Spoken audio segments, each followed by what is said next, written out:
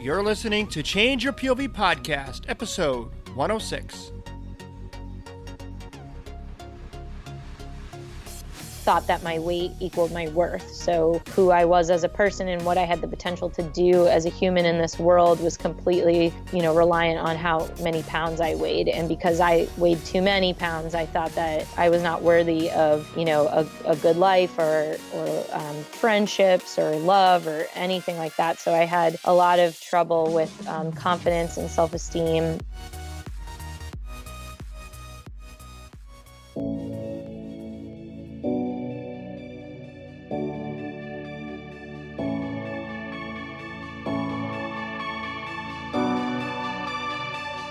Welcome to Change Your POV Podcast, helping you navigate transitions in your life like entering and exiting college or the military, changing jobs or careers, and providing you with the coaching and mentorship needed to help you advance in your personal or professional life.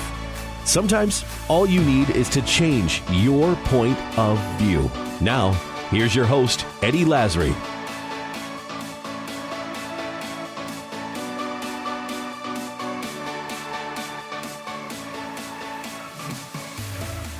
Hello, folks, and welcome to Change Your POV Podcast. I am your host, Eddie Lazary, and today we're calling the Sister Duel. Last week you heard from Julie in episode 103, and this week we've got the pleasure of bringing on her sister, Rebecca Freedman. Now, Rebecca's interesting. She is a health coach and educator, blogger, and nutrition enthusiast. Her passion for health and wellness developed during her journey of losing over 120 pounds. As someone who has truly been there, nothing gives her greater joy than helping others reach their health goals and feel comfortable in their own skin. Welcome to the show, Rebecca. How are you doing? Great. Thanks for having me. Absolutely, no problem. So I got a bunch of questions for you, but before we get into any questions, I would like to thank this week's sponsor, which is brought to you by Audible.com. With over 180,000 titles to choose from, I mean, you can download this pretty much on anything, your iPhone, Android, Kindle, or just a regular MP3 player. There is sure to be something that interests you, all kinds of genres to fit your whatever taste you have in the moment. I listen to all kinds of stuff, but they've got fiction, nonfiction, educational books, self-help books, comedy, short story, novels. Last week you listened to our show with Cliff Ravenscraft, and he did a binge listen of the entire Harry Potter trilogy, or whatever you want to call it. I think it was like 8 books or something like that he burned through. Craziness. I've got a special promo for all the listeners out there. You can head on over to changeyourpov.com/free book for a free audio download and 30-day free trial.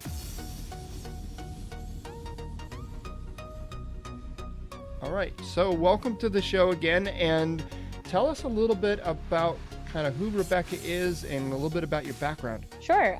So I am 28 years old. I live in St. Petersburg, Florida. I grew up in southern New Hampshire, and I grew up overweight, like from like 4th grade on. I started having an issue with my weight. And then my parents got divorced, and I started kind of picking up some eating behaviors from my parents, where we sort of use food as a comfort to help us through the emotional time that we were going through.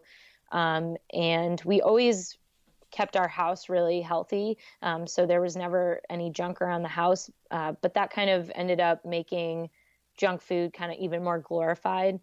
So I started kind of finding myself sneaking treats and getting really excited to go to friends' houses to eat treats. And like junk food became just this like exciting thing for me, like a way to feel better, or add, joy or excitement or pleasure to my life. And I didn't realize it at the time, but in hindsight now I see that food kind of was slowly becoming this dopamine releaser for me in my life. And then as an adolescent, I started gaining even more and more weight, and then, had to go through high school, getting made fun of for my weight or being insecure. And my identity started really getting tied around my weight. I thought that my weight equaled my worth. So who I was as a person and what I had the potential to do as a human in this world was completely, reliant on how many pounds I weighed. And because I weighed too many pounds, I thought that I was not worthy of,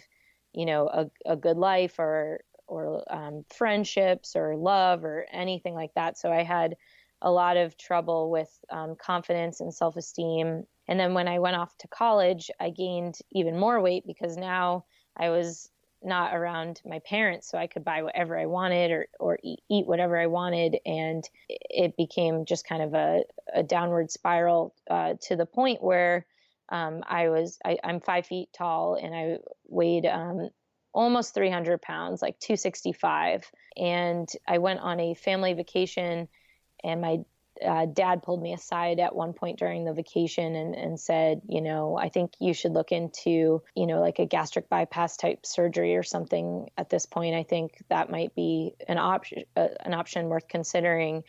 And that was definitely like the turning point for me, like hearing my father tell me, I think you should get like a weight loss surgery, kind of was really made me aware of how serious this had gotten. I was also smoking a pack a day, cigarettes at the time, and just had, no interest in taking care of myself. I just didn't value myself or my life at all because, so, as I said, so much of my worth and everything was wrapped up in my weight. So I, didn't even give myself a chance at enjoying life because I was so wrapped up in my weight being the most important thing. So that was when I was like 20 years old. And then over the past 8 years, I have slowly lost the weight.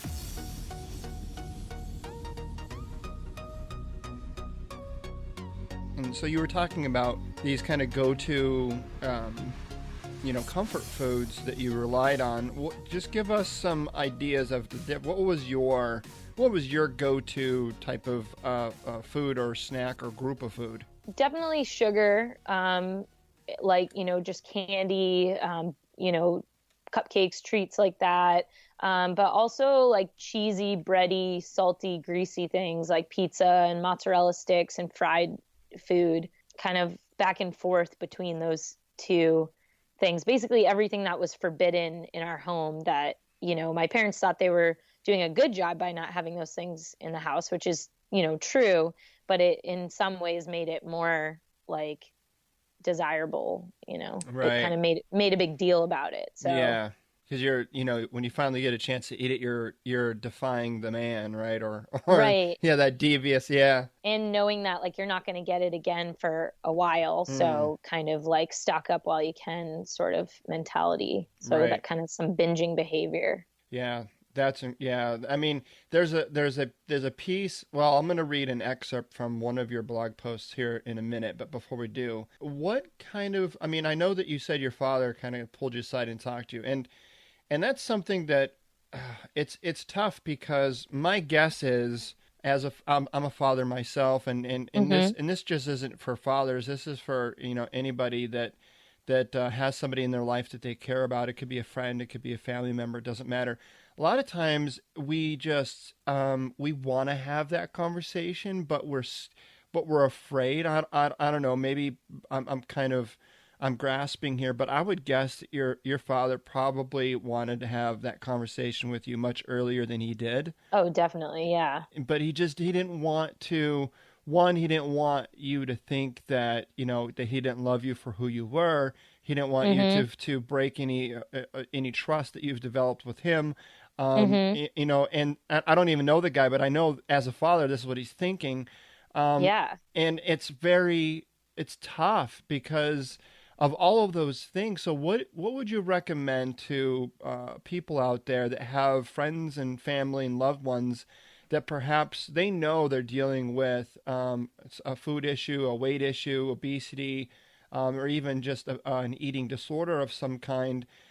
They know they need to have that conversation, but they're afraid of doing damage. What kind of encouragement or words or advice would you have to those individuals? I mean, I think that people who are struggling with, obesity or like a pretty excess amount of weight, not just kind of like, oh, I'd like to lose 5 pounds.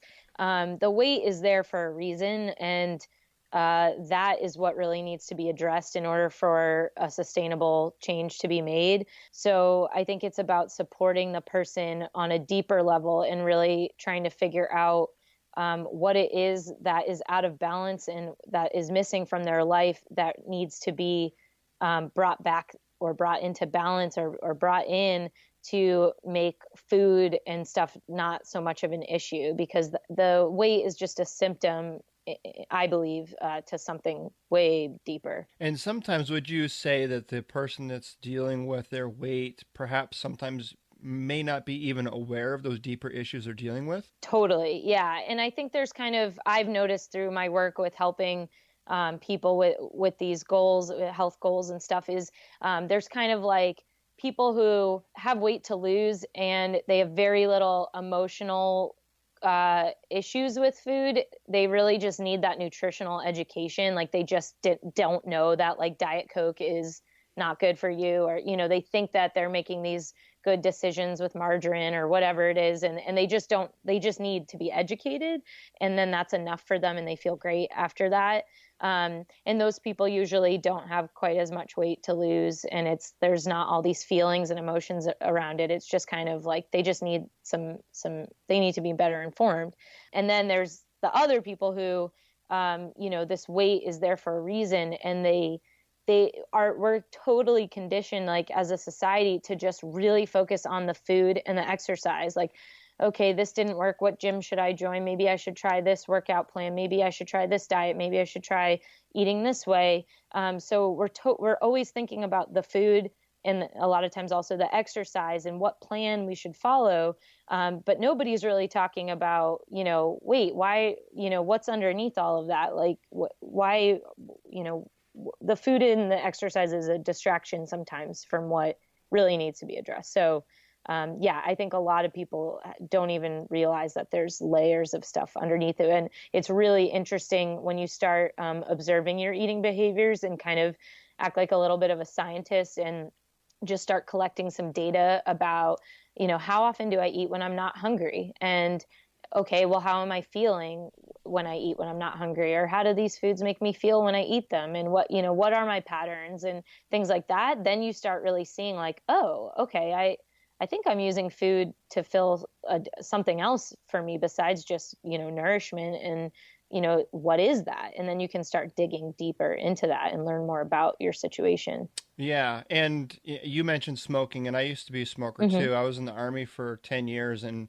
it was pretty much a prerequisite. You join the military and you start smoking or dipping or both simultaneously. And yeah, so what you're describing sounds very similar to my experience with smoking, and that was, well, I tried to quit a couple of times, ended up going back to it, quit again, going back to it, but I finally, quit. And, the nicotine actually works out of your system relatively soon, out of your body within a week or two. It's the habit that was the hardest for me to break, because I got into this habit of, whenever I got in a car to go to work, I would smoke, or anytime I was on the phone, or anytime I was drinking coffee, or anytime I got done eating a meal, or, all these triggers, it keyed me to light up another cigarette. And what you're describing sounds very similar to that of food, right? The bummer is that food you have to eat. It's not, right. So that's where it becomes really tricky. Yes, right, exactly. And I haven't struggled with my weight my whole life. I was pretty skinny growing up, and in high school I joined the Army right out of high school, pretty skinny then. I think I got on the bus to go to basic training at a whopping 135 pounds, dripping, soaking wet. Yeah. Yeah. So I was a pretty skinny dude, and I gained some weight while I was in the military. And it just being constantly active in the military kept my metabolism high, and just being on the go all the time. I pretty much was able to eat. I mean, I wasn't very conscious of my diet because I was able to pretty much eat whatever I wanted and still maintain my weight. But it wasn't until I got out of the military And I've been out since 2005, and just over time, gradually, all of a sudden, I look in the mirror one day and I'm like, how in the hell did I get here? And I don't like what I see. And what do I got to do about it? And so I've done different things like diets. And what I'm learning now, what's different now, is we're doing this challenge. As my co-host and I, we embarked on this challenge. We're calling it the 60-day Well Fit Challenge. And we did kind of like a 30-day primer up to leading up into it. And he and I knew we wanted to lose some weight, but instead of making weight loss the goal, we decided we wouldn't necessarily go on a quote-unquote diet. We would develop a moderate exercise regime, and we decided just to eat clean. So basically that's paleo, that's fruits, vegetables, and meat, and that's it. And through that process, I started at 212 and I'm down to 182, so it's like 30 pounds. Wow, that's amazing. And he started at 309 and he's lost 30 pounds as well. And so wow. Congrats. It's awesome to finally do something that, one, yields results, but two, neither one of us really consider this a diet, because if you're eating clean, it's not about starving yourself or going hungry. I mean, I think I eat more now than I did before. Definitely. But it's eating clean food. So what got you, I know your father kind of kicked it off in terms of sparking that, I got to do something here. Yep. What happened after that? Like, how did you get started and what did you do? So I started by doing like things like Weight Watchers and Jenny Craig and Overeaters Anonymous, and just different gyms and workout things. I tried CrossFit, which, I had never been fit in my whole life. I come from always being overweight, so I didn't know, how to listen to my body or how to know good pain versus bad pain and things like that. And I did not have a good coach, and I was not being careful. And I really my ego got in the way. I really wanted to kind of impress everyone and make everyone proud of me. And, so I ended up having to get back surgery because of an injury from CrossFit, which, with a great coach and everything, I think CrossFit's fine. For me personally, I was in an unsafe situation with it. So that was, really hard with getting back surgery. That was like another setback of like, when you're, now I can't exercise. So how am I going to, I have to be so careful with what I eat. So I would try these little diets, and then I would kind of have these plateau periods. I never gained any weight back over the 8 years. So I would just kind of go down 30 pounds and stay there for a year or so, down 50 pounds, stay there for 2 years. But the pivotal moment in my weight loss was actually when I found paleo. And this was in like 2010 or 2011, I would say. And I had been, eating really unhealthy. I felt really sick from all of the junk food I was eating, and I was just so unhappy. I'm trying to think how old I was then, like probably like 23, 24, and, not feeling confident about, myself for friendships and dating and all of that. And I just remember one night sitting on the couch and just Googling every diet I could find. And I'm a very like logical math I was a math major, and, I like science and things. And I came across Rob Wolf, who wrote The Paleo Solution. And he studied under Lauren Cordain, who's like the kind of founder of the paleo movement, to my understanding. And he had this video on YouTube that I started watching, and he was, I think, like a molecular biologist or something before he got into fitness and nutrition. So he had a really like logical, scientific way of explaining like how certain foods are digested by the human body, and why certain foods, make us feel good and other foods don't make us feel good. And everything just made so much sense, and it sounds so logical. And I thought, wow, it's true. When I eat dairy, I don't generally feel great. And, when I eat grains, I always feel kind of bloated. Dairy always makes me feel kind of phlegmy. And, like sometimes it messes up my digestive system. But I don't think I've ever felt that way from vegetables or from meat or from, eggs or from fruit, I usually feel pretty awesome, when I have those things. So, and he talked a lot about nutrient density, and, it was like, oh, that's true. Like, these things have way more nutrients than that. You really get a bang for your buck when you eat those kinds of foods. And so I decided to kind of just pay attention to how certain foods made me feel for like a week or so, and just really take note of like fit on a physical level, on an emotional level, like just what certain foods, felt like when I ate them. And it was like really well aligned with the whole, concept of paleo or clean eating. And so I decided to go for it and like quit smoking and quit everything on the same day, and just went to the store and bought all, real food, whole foods, actual food, that it was around the perimeter of the grocery store.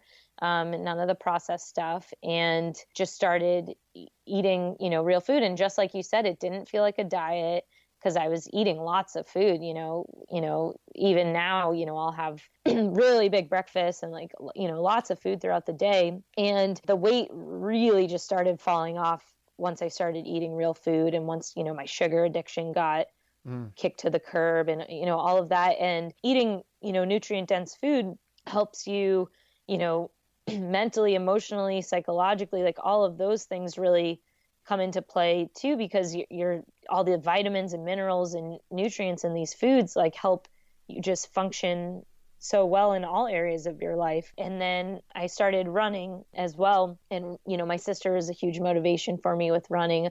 I'm still at the 5K, getting ready for maybe a 10K phase. I'm not looking to do the long distance like she does. But at this point, I'm not sure how much weight I had lost, maybe 90 pounds. And I was just able to physically do things that I was never able to do before. So it was like, wow, I can, I used to get out of breath walking a block or walking up a flight of stairs, and now I'm not feeling this way. So it was like exercise became more fun and more interesting, because it was like just something I had never been able to really physically do. So there was just a whole different appreciation for it. Yeah. So that kind of that paleo lifestyle, I did that for like 8 months without a single like unhealthy piece of food, like really, really strict. Lost a lot of weight, and then kind of went back to eating grains and dairy, and then kind of slowly just kind of started eating everything. But there were certain principles that I learned from that, and certain things that ways that certain foods made me feel that really stuck with me, and which really helped me see that the eating clean like this is a very sustainable way of living. It's not a fad diet. It's not something like drinking these shakes that you're only going to be able to do that for so long.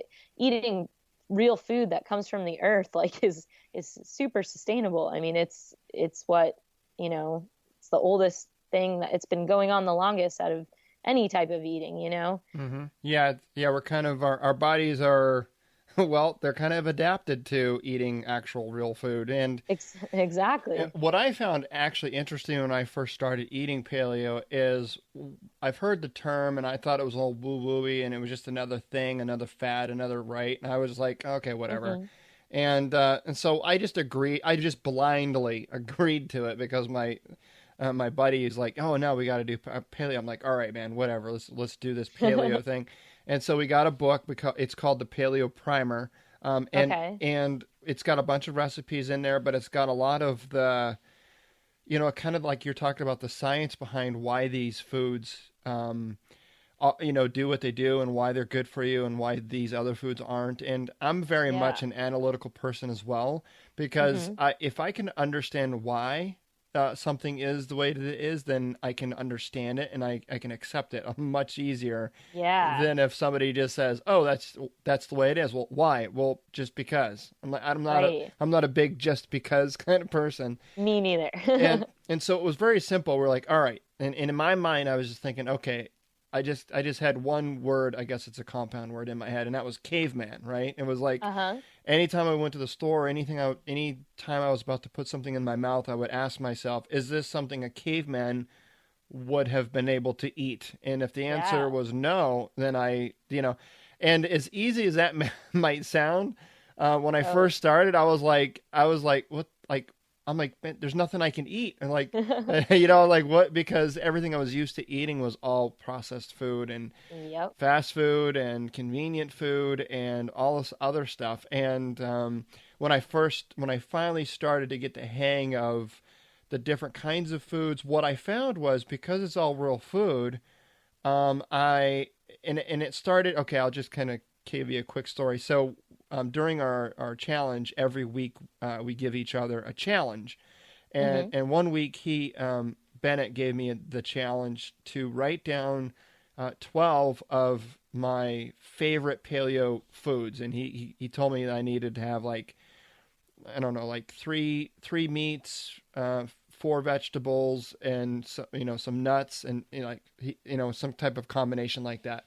And so he didn't tell me why. So I just like, all right. So I went ahead and came up with these ingredients and told him what they were. And he's like, all right, now you have to create 12 recipes using just those ingredients. Ooh. And I'm like, oh man. And I had to actually create the recipes. And I did. And I'll put the link to the recipe page in our show notes page so everyone can check it out. Cool. And I had to be creative with my ingredients. But what I found was, when you're mixing real food together, you can pretty much mix anything together, and it's still gonna taste awesome. Do you know what I mean? Yeah, it's actually really easy. And I know that you offer healthy cooking classes to your clients. Now, is that just out of your own interest, or is it because you saw a need in your clients? Because, like me, they didn't know where to begin or what to even do. Well, when I first got into, wanting to help other people on their health journeys, I thought everyone was going to have the same problems I had. And I was, and my big thing is like, it's not about the food. There's other things, deeper than that really need to be addressed and balanced out. But the demand around me has been to talk about food. And I'm like, no, guys, it's not about the food. It doesn't, like, once you start, valuing yourself and treating yourself with respect, the food, balances out. And they're like, yeah, but what, but help us. Like, what are you eating? What? And I would bring, my, packed meals to different things, and people would be so curious. That looks so good. So I really saw this demand for people wanting to understand. And I guess I've been in it so long now that I forget what it was like when I first started eating real food, that like, oh yeah, it is hard for people to imagine like what eating real food looks like. So I started teaching once a month. I teach a cooking class at Whole Foods, and I just pick something, usually based upon requests, like a popular thing that someone wants to learn. How can I eat healthy on the go, or how can I do a quick dinner, whatever it is. And I show them, how to eat real food. And I'm not a chef. I don't know. I'm not trained to cook or anything. And that's kind of the point, because if I can do it, anybody can do it. So I, a class I have coming up soon is like salads that don't suck. And it's just going to be like showing people like how much you can really put in a salad, how many interesting, colors and textures and different, fruits and vegetables and proteins that, you can really have a very satiating salad that, is unlike anything that you would get, at a fast food place or, at a restaurant chain or, whatever, like something like that.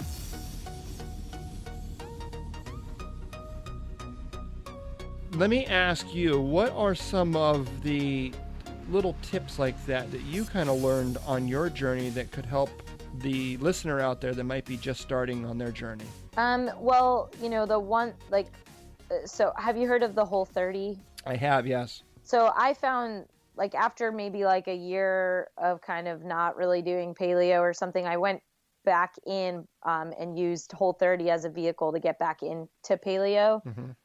And what I liked about reading that book was that it also kind of addressed some of the behavioral issues, the snacking and things like that. And that philosophy is that, if you're feeling the need to snack throughout the day, then you just need to eat bigger meals so that you won't need snacks. So I personally enjoy not having to have snacks. Like it's just like the less I can think about food, the better for me. So I eat a breakfast that satiates me for like 6 or 7 hours. So, if you can stomach like a pretty big breakfast, and you get used to that, then you don't even really need snacks. But, so, and I think some people are just kind of used to having snacks, or it just feels more comfortable to snack, or they just don't like having big meals. Everybody's different. And I'm a big fan of chia pudding. So just taking some almond milk and mixing chia seeds in it. Chia seeds are really high in fiber.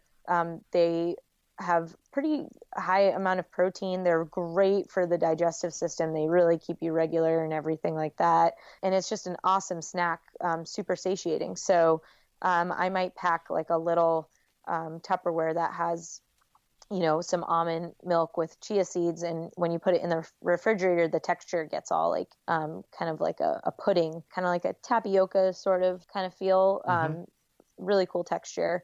And you can add, a little bit of fruit or some nuts in there or some coconut. Sometimes I'll mix in some coconut oil or some hemp seed oil or something like that, and sprinkle some, like hemp seeds on there, which hemp seeds have, for 3 tablespoons, you get 10 grams of protein, which is just like insane to me that a non-animal protein can give you that many grams of protein. So, sometimes if I'm feeling like I don't want to eat meat for some reason, or because it's like snack time and I'm not like a big beef jerky person, so to get some protein in so that a snack will actually be satiating, I like to use the hemp seeds for sure. And that's like kind of that whole category of superfoods, which are all, of the earth, like real food, but just pack a punch when it comes to nutrients and, really are satiating. What are your thoughts on supplements? Because that's another thing that's incredibly big now. Or not. I mean, there's difference between like all these diet pills and stuff, and then there's the supplements. But what's your take on both of those? I think that step one is just to eat real food. And there's so many vitamins and nutrients that we can get from our food. I am a strong believer that food is medicine. So I think if you're eating, fruits, vegetables, and protein from the highest quality sources possible, that you can, access and afford, the need for supplements is pretty small. And, there's all this controversy about like how much of these pills and things really get absorbed in your body, how much do you just kind of like pee out. So I really try to have food be my number one, source of nutrients. But I do think like vitamin D is a good one. I take like the drops of that because it's easier to digest than a pill. And I think if you're not having a lot of meat, like a vitamin B complex, for some people who just, they want to eat real foods, but they don't want to eat animal proteins, something like that is good. And I'm trying the Vital Protein company right now who does all the collagen supplements and like the like beef liver and all of these kind of caveman-like products that they partner with the Whole30, and I was reading about them. And so I'm giving those a try right now. But I don't really feel like supplements are necessary. I just, it's just icing on the cake, even though we're not eating cake, but really just like, step one is just eat real food and just like, you'll be good with that. That's really the priority. And one of the things that I know is just extremely dangerous. I mean, people get very frustrated with their weight and they want to lose it, and they want to lose it now. And it's amazing because we can go almost our entire life being overweight, and then when we finally make that conscious decision to change, we want it all to happen yesterday, right? Right, exactly. And yep. so a lot of people like Hydroxycut and a lot of these other diet pills. Man, I just would not recommend any of those. I totally agree with you, sticking to the real food. And just, you got to realize, you don't get to 300 pounds overnight. You're not going to lose it overnight either. Right. It was hard work. Yeah. Right. And as someone who's lost 120 pounds, so now I'm a size 6 in pants. I was a size 24, at the beginning of this journey, but it's not necessarily like everything's fixed and it's magic now. Like now that I'm not obese, I'm happy and everything is perfect. So thinking that like a hydroxy cut or something, if I can just lose the weight, everything will be okay in life. It's just not true. And I was actually really disappointed to discover that in my weight loss journey. I really was convinced that all my worth was wrapped around my weight. So when I lost all the weight, I would suddenly just love myself. And, I would get married and I'd have the best career and everything would just magically happen. But, our identities and who we are and our soul, our being is not the same as our weight. So, even if you take these diet pills and you lose all this weight, like, whatever you're really trying to fix there, you haven't changed any of your behaviors or, learned anything different about food. So you've chosen a very non-sustainable way of losing weight and you're just going to gain the weight back. So it's just it's like eating real food is the only thing I can think of that would be a sustainable way to, get a better control of your weight. Right. And I really do appreciate that. And as a matter of fact, the blog post excerpt that I said I wanted to read at the top of the show, it actually speaks to that. So I'm going to read that right now. So you might recognize this. It was actually written September 14th this year. Okay.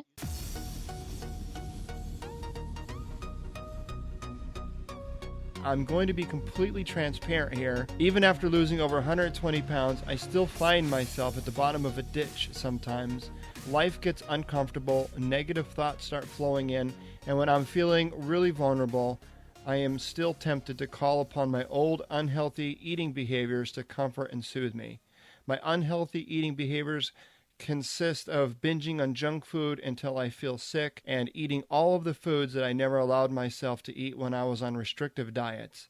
I get so full and bloated, my skin breaks out, I feel tired and sick, and the fear that all my hard work was for nothing and I'm going to end up right back where I started starts to creep in. The fear, the shame, and guilt results in a cyclical trap of more and more binging and hopelessness. It eventually gets to the point where health and happiness feel so far away, I wonder if I'll ever be able to get back there. And now this is after you've already lost that weight. It's so important for the listeners to hear this, because even though losing the weight is good and it's healthy and it's where we need to be, it doesn't fix all of the whatever we're going through in life, or things that we've experienced in life, or loss, or even the feelings of worthlessness and incompetence, and you still struggle with those things, and you probably will. And it's not, it has really nothing to do with actually losing that weight, right? Exactly. And just like you were saying with quitting smoking, if your habit has always been turning to food, when you've had a stressful day or, whatever, it can be really uncomfortable in vulnerable times to not turn to that, that habit that you're used to going to. Mm-hmm. So there's some things that I did when I quit smoking to divert the habit part. Like I would, I would carry something like a pen or something in my pocket. So I'd have like something in my hand, because that always felt like I didn't know what to do with my hands when I quit smoking for the longest time. And then I would do different things while, when I had the craving, or I would find something to do in the car or listen to an audiobook or something different, just to break it, to start a new habit where the old one was. So is there different types of alternative habits, I guess, for the lack of a better term, that we can use in place of eating? Yes. I call it crowding out.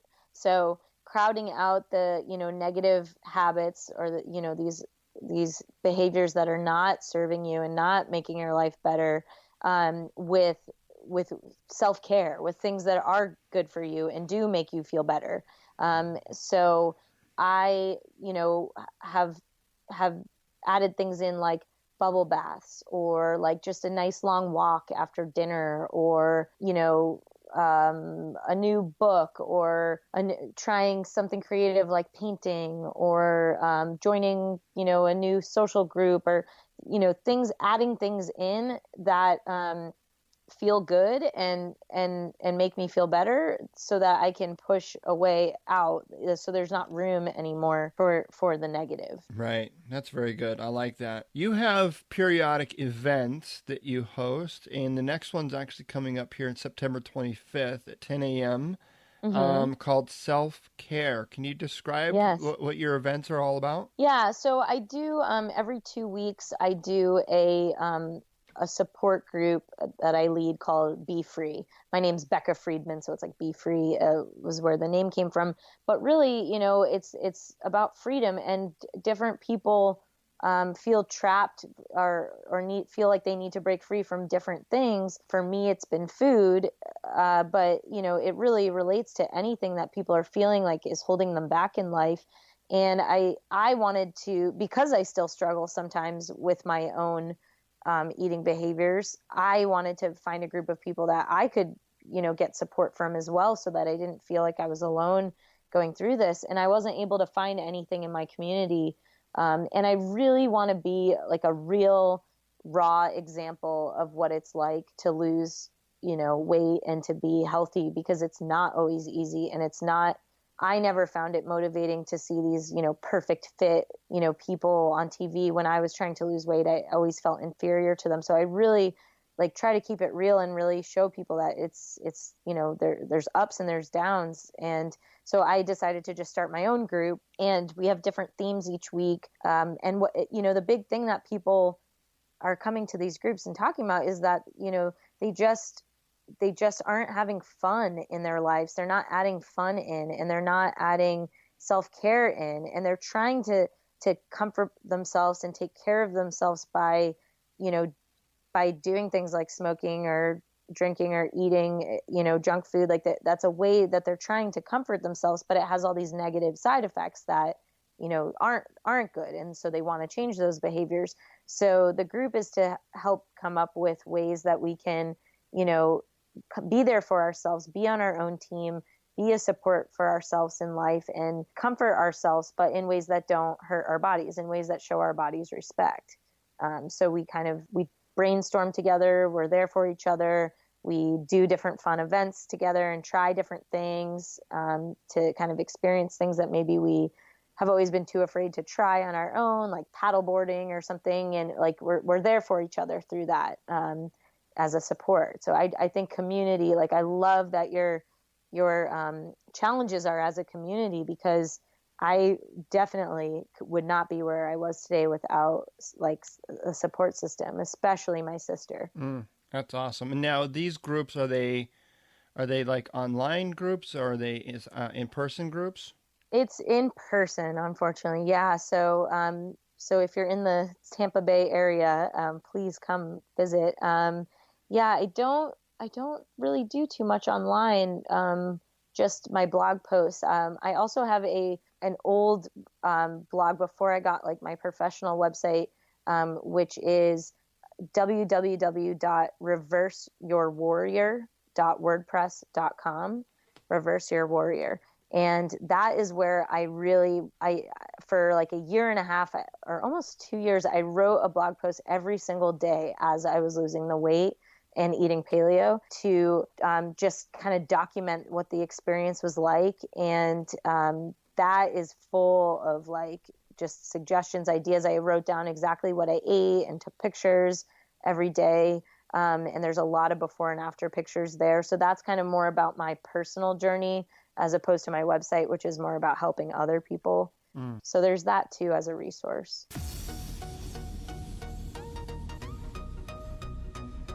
And that's awesome. So I know I was looking through your services, and there's a lot of different services. There's even a la carte services that you offer. The one thing I would say that your clients come to you seeking more than any other thing, is it the help with weight loss? Is it the cooking aspect, or is it the exercise? What is it that they're coming to you mostly for? definitely weight loss. They see that I've lost the weight and they want to know how I did it, and they want to lose the weight too. And I take a very behavioral kind of psychological approach, and we really dig deep into exactly why the weight is on their body and where it came from emotionally. And I had one client who there really wasn't any like emotional reason. She just didn't know a lot about, healthy eating, and just her metabolism was changing as she was getting older. And so I really just focused on teaching her about nutrition, and that was enough for her. And she has been really successful since then. That's very cool. Thank you this stuff just intrigues the hell out of me. I love talking about this and learning about it. And the more people I talk to, the more I learn. It's just really cool. Where can people connect with you? I know we've got your website, www.rebeccafreedman.com, and that link will be in the show notes for this page, for this episode, as well as reverseyourwarrior.wordpress.com. Did I get that right? Okay. Yep. That's like the archives. That's got like it. All the real, raw, everything. That's awesome. And I'll have that linked up as well. Is there any other, anybody out there that might be interested in getting in touch with you and seeing maybe there's something you can do to help them out with setting up some type of a program? Yeah, definitely. I can do, Skype things, or just, help people like back and forth through email. My Facebook and Instagram handle are Rebecca J. Freedman. So if you just want to kind of see what I'm sharing with the world, and what blog posts I'm writing, and kind of keep up with all of that, that is a great way to kind of keep up with me. But also just email Rebecca at RebeccaFreedman.com. If anyone needs any support, please. It brings me so much joy to be able to help other people. I never thought I would be in a position where I could help someone, reach their health goals. So it's just such a treat to really be on the other side of this. Thank you so much, Rebecca, for coming on the show and sharing your story. It's an incredible, inspiring story. Thank you. Thanks for having me. Yeah, no problem. And I look forward to keeping up with you and everything that you got going on. Is really exciting stuff. And if I ever happen to make my way down to Florida, I'm definitely going to look you up and see what warmer weather feels like. Oh, that would be great. Yeah, we could do some beach workouts. Yeah, I'd love that. That'd be so cool. Cool. All right, folks. Thank you so much for tuning into this week's episode of Change Your POV. I know there's hundreds, probably thousands of podcasts out there that you could be listening to, but you chose to tune in and join us and listen to this show today, and I greatly appreciate it. You can find all of the show notes and links that we talked about today by heading over to changeyourpov.com/episode 106. Never miss an episode. Hit subscribe on your podcast player of choice. We have a lot more great content headed your way. You can come be a part of our community over at Change Your POV Squad. That's where you can link up with me, Bennett. There's other past guests of the show that are on there. Or you can come and check out what Bennett and I have got going on over at our regular Facebook page at Change Your POV. Until next time. Thanks for listening to Change Your POV podcast with Eddie Lazary. Check out more content by going to changeyourpov.com. And remember, your ability and willingness to change your point of view will open doors of opportunity.